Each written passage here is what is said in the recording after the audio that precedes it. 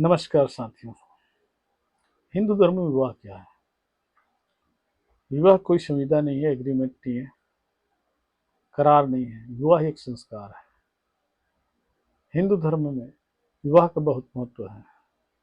जितने भी पूजा पाठ धार्मिक कार्य है, उस कार्य में पत्नी के बिना हर कार्य अधूरा माना जाता है, क्योंकि पत्नी को पुरुष का अर्धांगिनी कहा जाता है, आधा अंग कहा जाता है।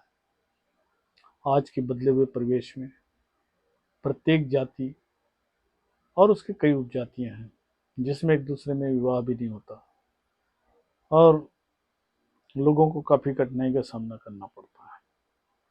प्राचीन धर्म ग्रंथों के अनुसार जो स्मृतियां हैं, मनु स्मृति है, याज्ञवल्क्य है, नारद जी का है, उसके अनुसार 8 प्रकार के विवाह को मान्यता दी गई है।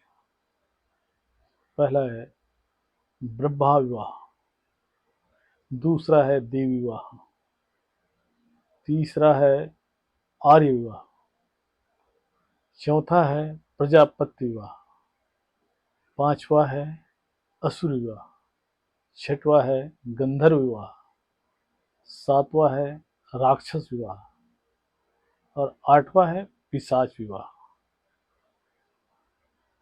और पूरे 8 प्रकार की विवाह का मैं जानकारी दूं तो वीडियो बड़ा लंबा हो जाएगा, इसलिए कुछ संक्षिप्त में इसके बारे में कहना चाहूँगा।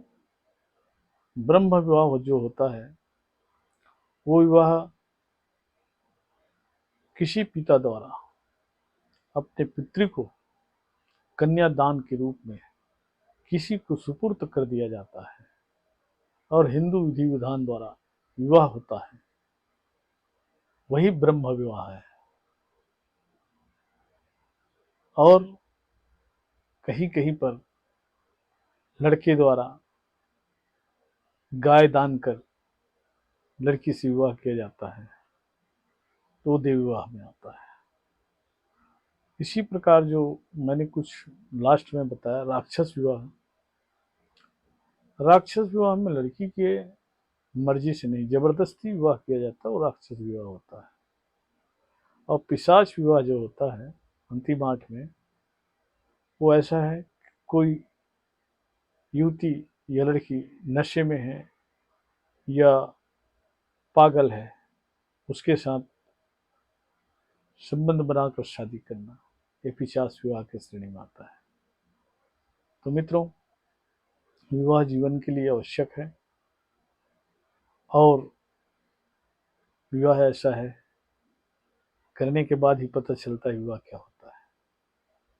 जो खुद ही अविवाहित है लेकिन बड़े बड़े भाषण देते हैं, ऐसे लोग जो संन्यास्त रहते हैं और सन्यासी जीवन व्यतीत करते हैं, उनका व्यक्तिगत कोई अनुभव नहीं रहता है, पुस्तक को पढ़कर बताते हैं, तो उससे कोई खास प्रभावित होने की जरूरत नहीं है कि हर बातें सत्य हो।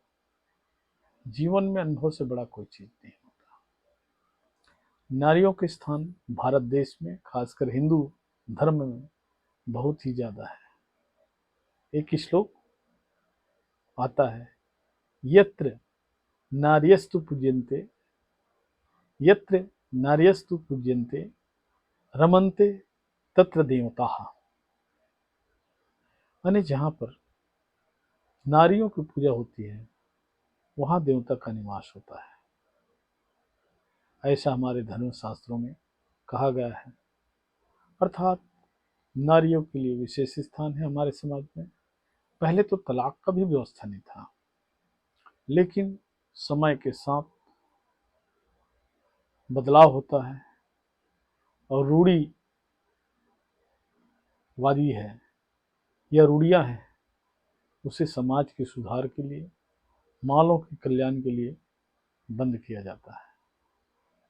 तो साथियों, हिंदू विधि में विवाह के बारे में मैं प्राचीन बताया हूँ, और भी बहुत सारी बातें हैं जिसे बताऊंगा तो काफ़ी समय लगेगा, लेकिन विवाह के लिए ज़रूरी है कि आपको कानूनी रूप से, यदि हम हिंदू विवाह अधिनियम 1955 के अनुसार आए, चाहे किसी भी रूप में आए, वयस्क के लिए लड़का के लिए 21 वर्ष और लड़की के लिए 18 वर्ष, तभी आपका विवाह योग्य माना जाएगा।